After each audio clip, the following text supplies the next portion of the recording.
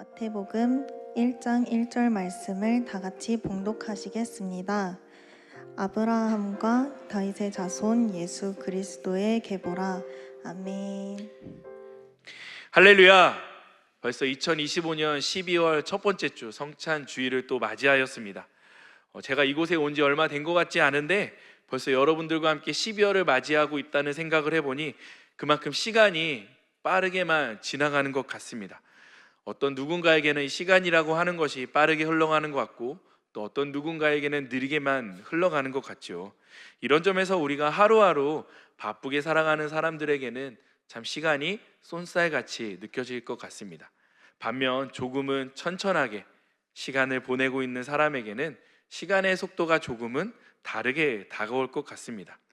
12월을 생각해 보면 어떻게 이 한 해를 마무리해야 될지 고민하며 성탄의 기쁨을 함께 나눌 수 있을지 고민하던 중에 우리가 알고 있는 예수 그리스도의 믿음에 대해서 한번 다시금 알아가 보았으면 좋겠다라는 마음에 예수님에 대해서 세 가지로 배워봐야겠다는 생각을 갖게 되었습니다. 그래서 마태복음의 예수님, 마가복음의 예수님, 누가복음의 예수님을 알아가 보면서 세 개의 복음서가 나타내길 원하시는 예수님에 관해 하나하나 한 주간씩 알아가 보기를 원했습니다.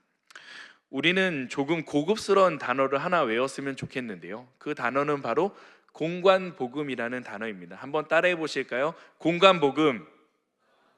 이 단어의 뜻은 같은 관점으로 쓰여진 복음서라는 뜻으로 공관복음이라고 이야기를 합니다. 즉 마태, 마가, 누가복음을 이 세 복음서를 한꺼번에 통칭하는 단어가 공관복음입니다.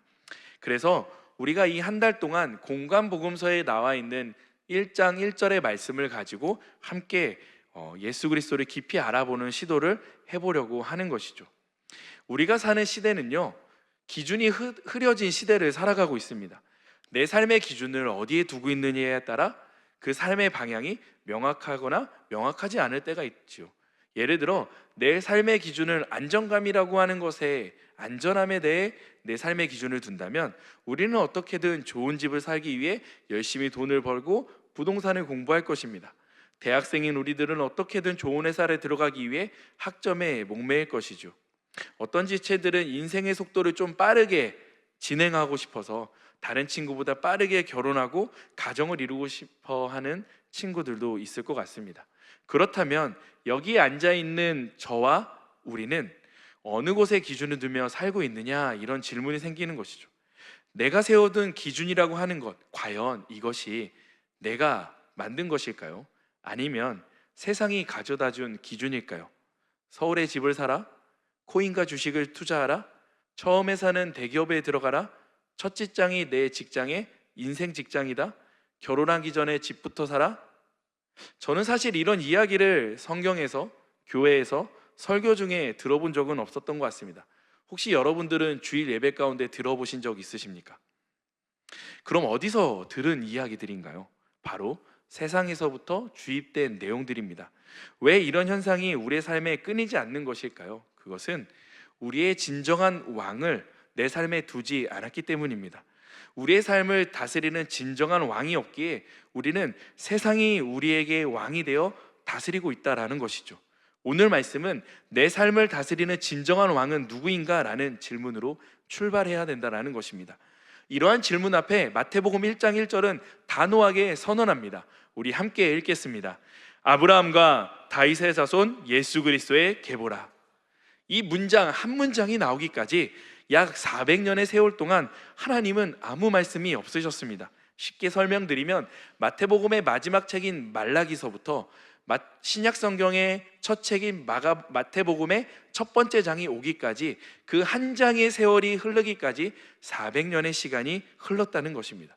저는 성경을 통독하면서 늘 이 말라기에서 마태복음으로 넘어가는 이 한 장의 장을 넘길 때마다 400년을 흘러간다는 마음으로 한 장을 넘깁니다.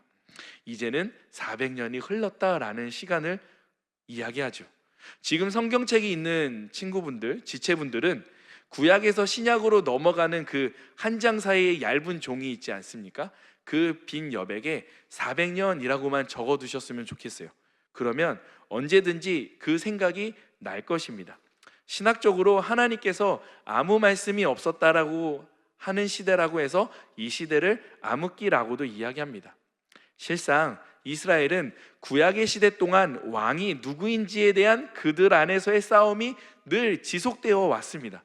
사사시대에 왕이 없어서 자신의 옳은 소견대로 살았던 그들은 사무엘 시대의 왕을 세워달라고 하면서 우리가 알고 있는 왕 사울부터 다윗, 솔로몬, 그리고 왕정시대를 거친 여러 남유다와 북이스라엘의 왕들을 통해 그 왕을 모신 백성들의 삶을 보았습니다.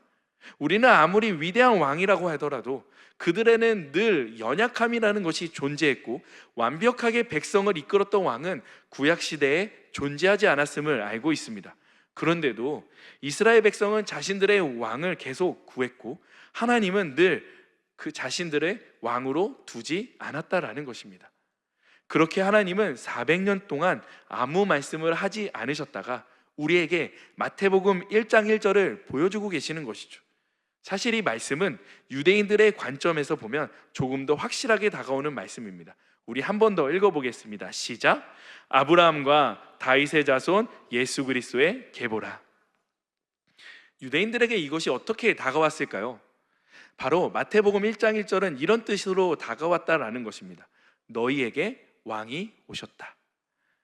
기준이 없어서 흔들리는 인생들에게, 자신을 왕으로 두고 살았던 백성들에게 진정한 왕이 왔음을 선언하고 있다는 것입니다. 공간복음의 첫 책인 마태복음은 우리에게 예수님에 대해 이렇게 말씀하고 있습니다. 예수가 너희의 왕이다 라고 말입니다. 우리 서로 이렇게 고백해 보겠습니다. 좌우 옆 사람에게 이렇게 이야기해 볼까요? 왕이신 예수께서 오셨습니다.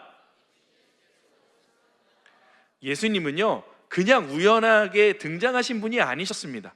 예수님은 철저히 하나님 편에서 수천 년간 계획되어진 계획 속에서 약속의 성취로 오게 되었다는 것이죠. 오늘 저와 여러분요, 마태복음 1장 1절을 약간 해부하듯이 좀 파헤쳐 볼 거예요. 첫 번째로 아브라함의 자손에 대해서 알아보기를 원합니다.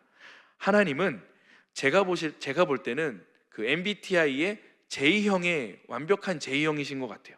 왜냐하면 그분은 인류가 범죄한 그 순간부터 인류를 구원할 계획을 이미 세우셨기 때문입니다. 하나님은 인류의 범죄로 이끈 뱀에게 저주를 선언하십니다. 그리고 아담과 하와에게 그 저주를 선언하시기 전에 이미 그 인류를 구원하시기 위한 계획을 알려주십니다. 창세기 3장 15절에 하나님이 말씀하시죠. 우리 함께 읽겠습니다.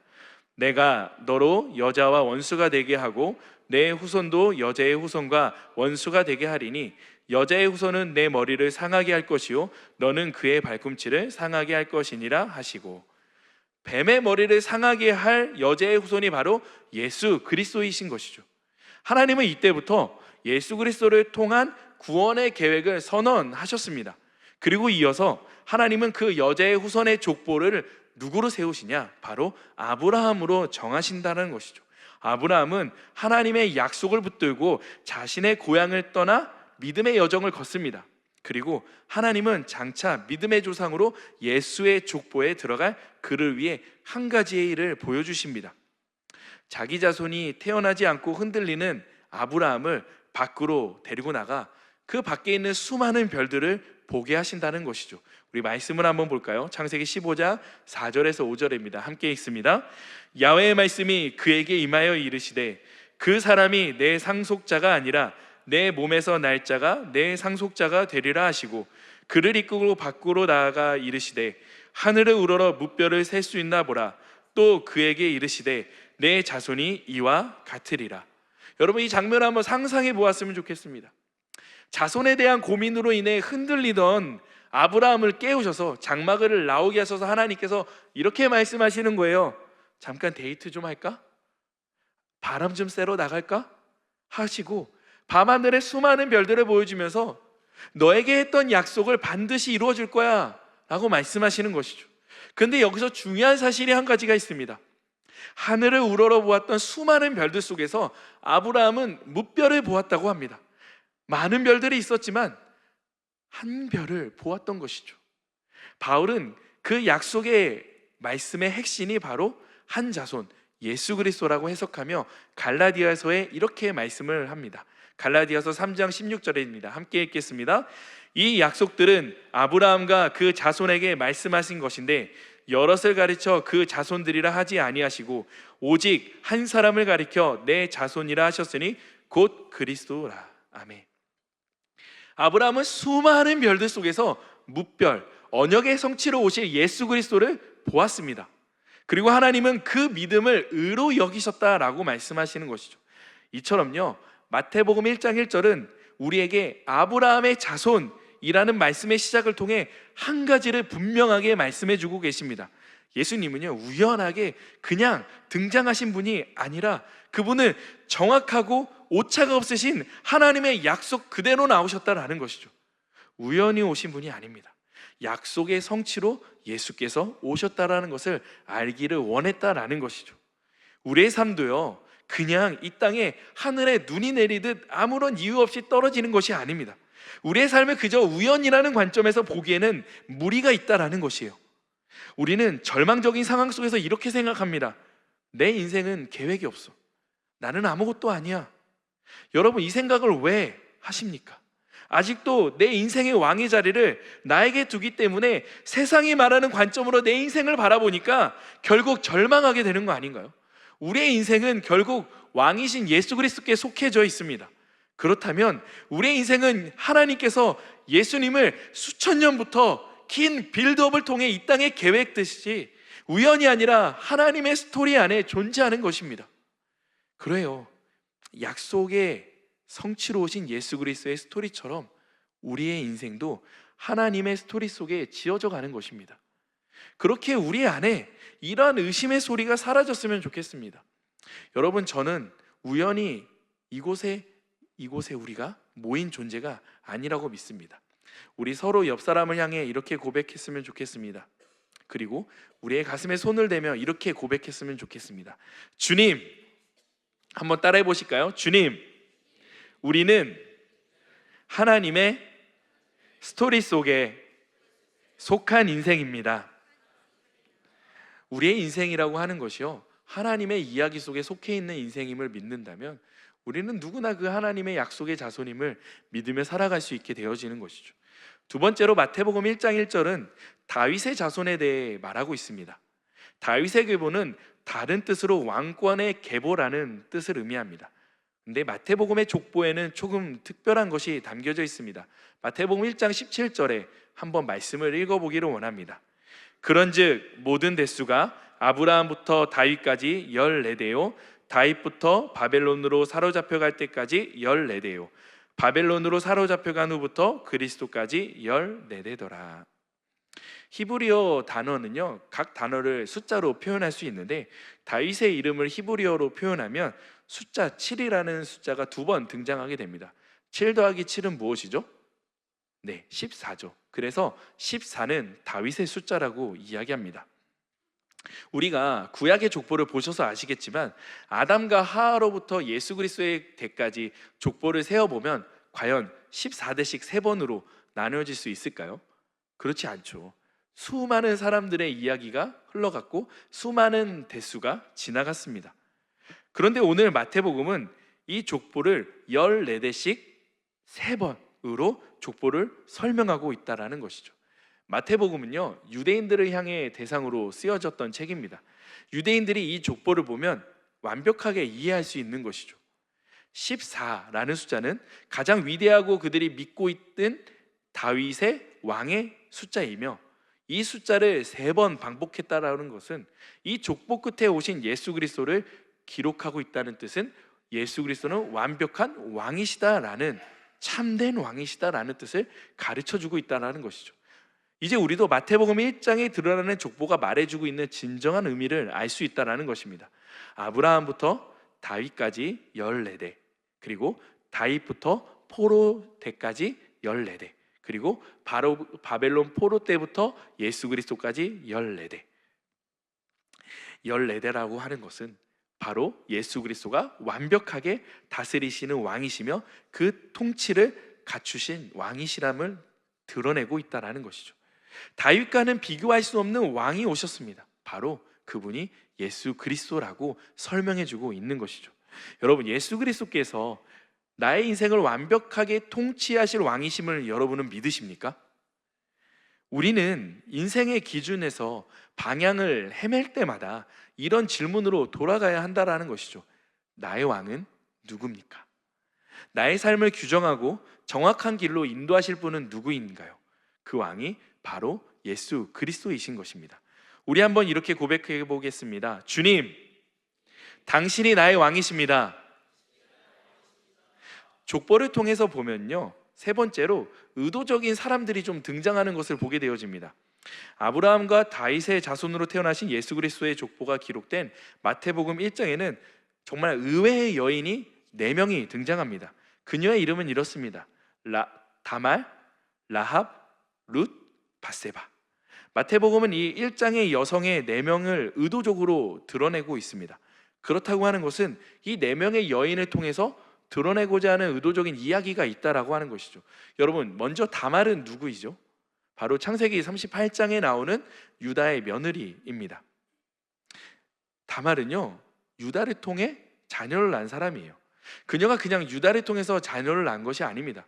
다말의 남편이었던 엘이 하나님 앞에서 악을 행하여 죽임을 당하고 그 둘째 아들인 오난과 그녀는 결혼했습니다. 하지만 오난 또한 자신의 형수를 통해 자녀가 나는 것을 싫어서 고의로 책임을 회피하다가 하나님의 불순종에 죽음을 맞이하죠.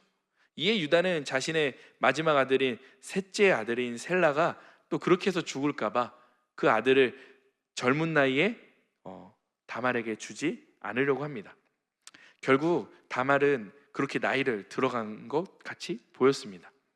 하지만 다말은 집안의 약속과 법적 권리를 지키기 위해 변장해서 유다가 지나가는 그 길에 유다를 신분을 속인 채 그와 관계를 맺어서 결국 아이를 낳죠. 다말이 낳은 아들이 베레스는 바로 다윗 왕의 조상이 되어지고 결국 예수 그리스도의 족보에 속하게 되어집니다. 그렇다면 두 번째 여인인 라합은 누구죠? 여리고성에 살던 기생이었습니다. 그녀는 여리고성에 찾아온 정탐꾼들을 지붕에 숨겨주고 그들을 살려줍니다. 성경은 그녀가 단순한 친절을 베풀 수 있는 친절한 여인이기 때문이 아니라 야훼 하나님을 믿음으로 믿는 그 믿음 때문에 그러한 행동을 했다고 성경은 기록하고 있습니다. 여호수아 2장 9절의 말씀인데요, 함께 읽어보겠습니다. 시작. 말하되 야훼께서 이 땅을 너희에게 주신 줄을 내가 아노라. 우리가 너희를 심히 두려워하고 이 땅 주민들이 다 너희 앞에서 간담이 녹나니. 이에 모든 여리고성 사람들은 이스라엘의 정복 전쟁 앞에서 죽임을 당하지만 라합의 집은 약속대로 보호를 받습니다. 나중에 그녀는 보아스의 어머니가 됩니다. 보아스는 룻의 남편이며 다윗의 증조부가 되어지게 되죠.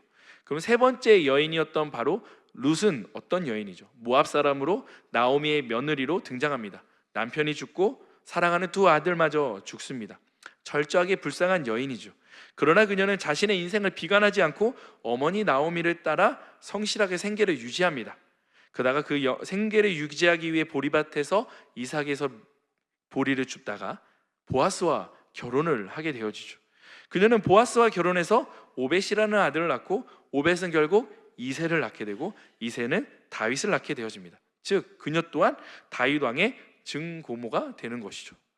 마지막으로 네 번째 여인이었던 밧세바는 누구시였죠?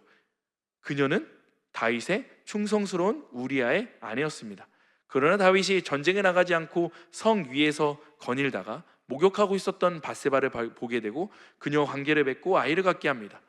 이에 다윗 왕은 자신의 권력을 이용해서 우리아를 결국 살인 교사하게 되어지지 않습니까?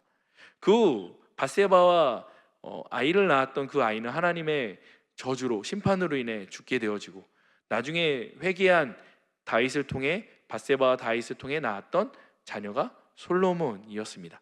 이후 그녀는 나중에 솔로몬 왕이 왕으로 즉위하는 데 결정적인 역할을 하기도 합니다. 사실 이 여인들, 4명의 여인들을 정리하면 이렇게 정리할 수 있을 것 같습니다. 복잡한 스캔들의 가족사를 가진 여인, 기생의 이방인 여인, 모압 이방인 여인, 권력의 피해자였던 여인. 세상적으로 기준으로 봤을 때는 왕의 혈통으로 적합하지 않는 여인들이었습니다. 실제로 4명의 여인이 예수 그리스도의 흠없는 분의 족보에 들어가 있다고 하는 것은 오히려 예수 그리스도를 믿기 위해 마태복음을 펼쳐본 유대인들에게는 걸림돌이 되어질 수 있었던 것입니다. 그러나 성경은 그녀의 이름을 거침없이 기록했고 오히려 드러내기까지 했습니다. 왜 드러낸다고 표현했을까요?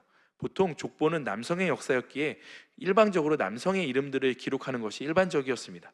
그러나 마태복음 1장은 인생에 흠이 있는 여성의 4명을 의도적으로 기록하면서 우리에게 말하고자 하는 것이 분명히 있다고 하는 것이죠. 그것은 예수 그리스도가 이 땅의 왕으로 오심으로 인해서 새로운 질서가 시작되어졌다라는 것을 의미하고 싶었던 것입니다. 실제로 예수 그리스도의 오심으로 인하여 세상이 말하고 있었던 고정관념이 다 깨졌음을 알 수 있습니다. 죄인, 병자, 귀신 들린 자, 과부, 어린아이까지 예수님은 그분 앞에 나온 모든 사람을 고치시고 그들에게 구원을 베푸시며 새로운 질서의 시작을 알리셨다는 것입니다. 우리는 이렇게 생각합니다. 흠이 없고 깨끗한 분과 어울리지 않는 사람들이 왜 예수님에게 나아오는가? 우리가 인정하고 생각하는 그런 사람들의 인생을 사는 사람들로 주님의 주변을 채워주시면 안 되는 것인가? 그러나 성경은 우리에게 알려주고 싶었습니다. 예수님이 왕으로 오신 이 땅은 상하고 깨어진 자들이 오는 것이며 예수님의 나라는 세상의 기준과는 출발선이 아예 다르다라는 것을 우리에게 말씀하고 있다는 것이죠. 여러분, 세상 속에서 그리스도인으로 살다 보면 굳이 그리스도인으로 살지 않더라도요, 우리가 세상 속에서 살다 보면 한 가지 사실을 마주하게 될 때 현타가 오게 되어집니다. 그것은 내가 다른 사람과 출발선이 다르다라는 것이죠. 다른 말로 하면 세상은 불공평하다라는 것입니다. 여러분, 냉정하게 말씀드리겠습니다. 세상은요, 불공평합니다. 내 출발선이 다른 친구들의 출발선보다 훨씬 뒤에서 출발할 수도 있습니다. 이 사실을 마주해야 합니다. 왜냐하면 이 사실을 깨닫고 난 후부터 우리는 진정한 왕을 찾아 나아갈 수 있기 때문입니다. 이 사실이 피부로 다가오지 않으면 우리는 나 자신을 계속 왕으로 삼으며 이 길을 계속 걸으며 복음을 받아들이려 하지 않습니다. 여러분 주변에 복음을 아무리 전해도요, 예수 그리스도를 믿지 않는 친구들과 가족을 한번 보십시오. 그들은 아직 세상이 좋습니다. 세상 속에서 자신을 왕으로 두고 살기에 아직은 살만하기 때문이죠. 저는 여러분에게 세상이 절망적이라고 이야기하는 거 쉽지 않습니다. 다만 세상은 불공평하다는 사실을 인식하고 세상을 바라보았으면 좋겠습니다.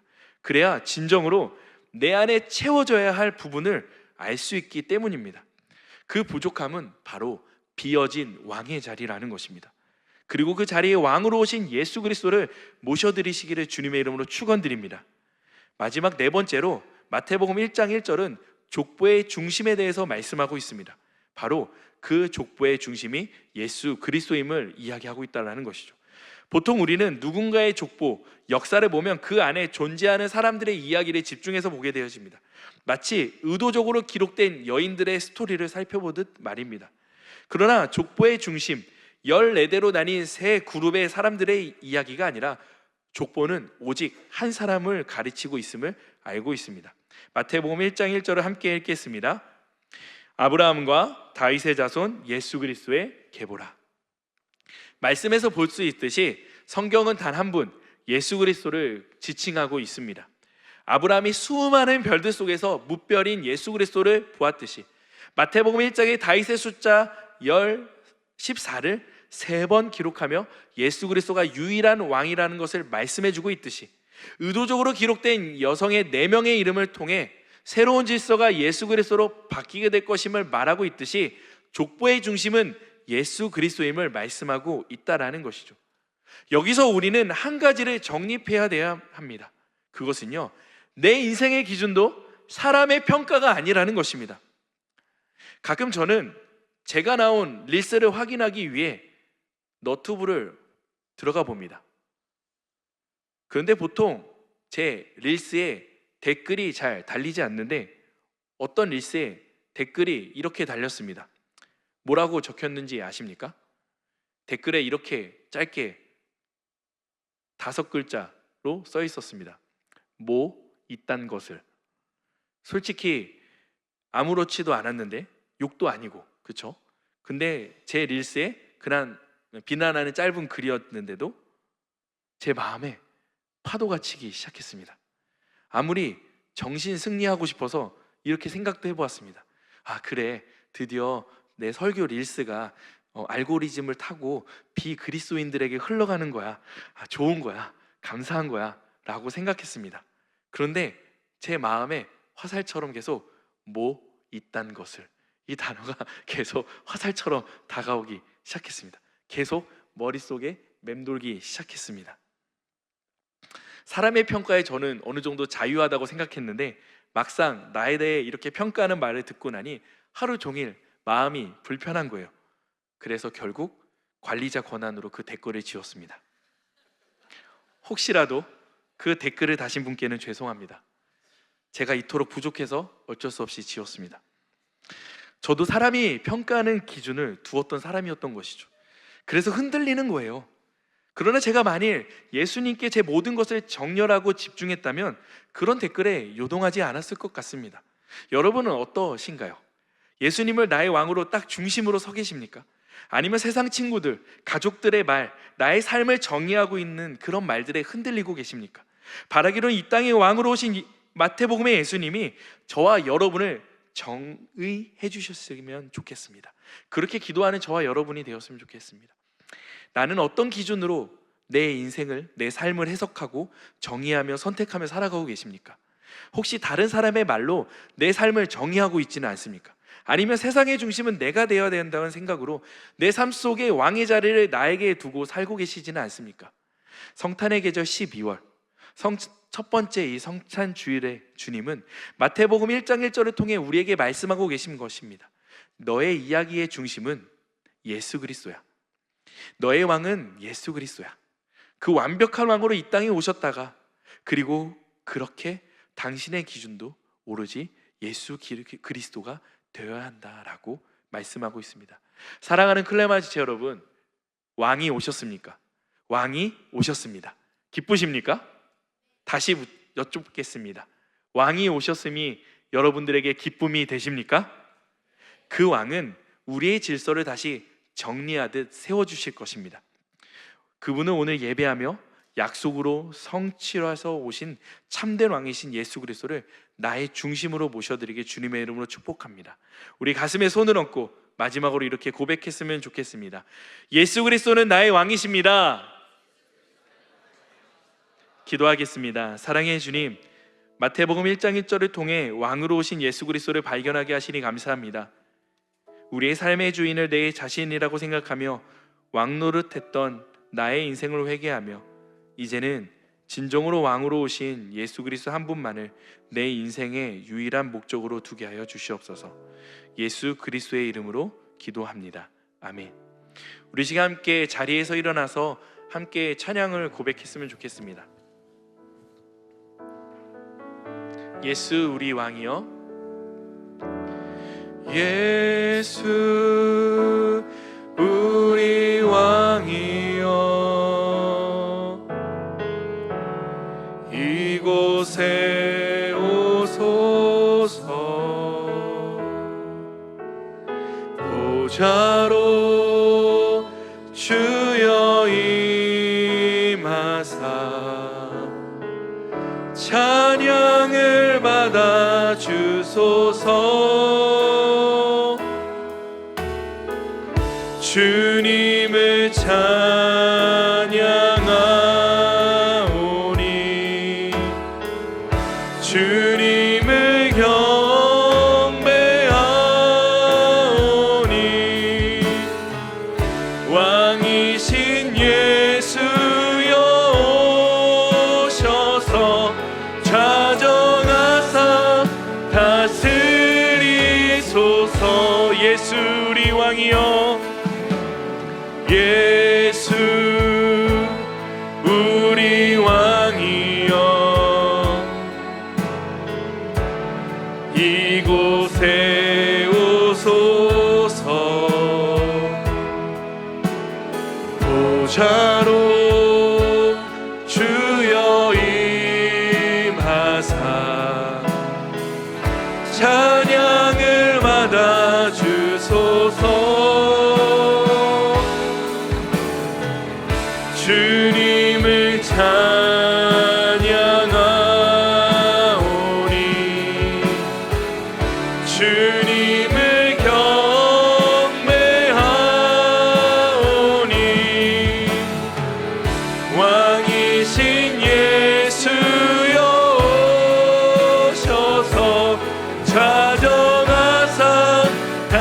다스리소. 주님을 찬양하오니 주님을 찬양하오니 주님을 경배하오니 왕이신 예수여 오셔서 좌정하사 다스리소서. 왕이신 예수 그리스도가 이 땅에 오셨습니다. 그 왕이신 예수 그리스도 우리 삶에 모셔드리며 진정한 나의 삶의 통치자이신 예수 그리스도를 따르며 살아가기를 소망하는 마음으로 이 시간 주님의 이름 세 번 외치시며 함께 통성으로 기도하겠습니다. 주여 주여.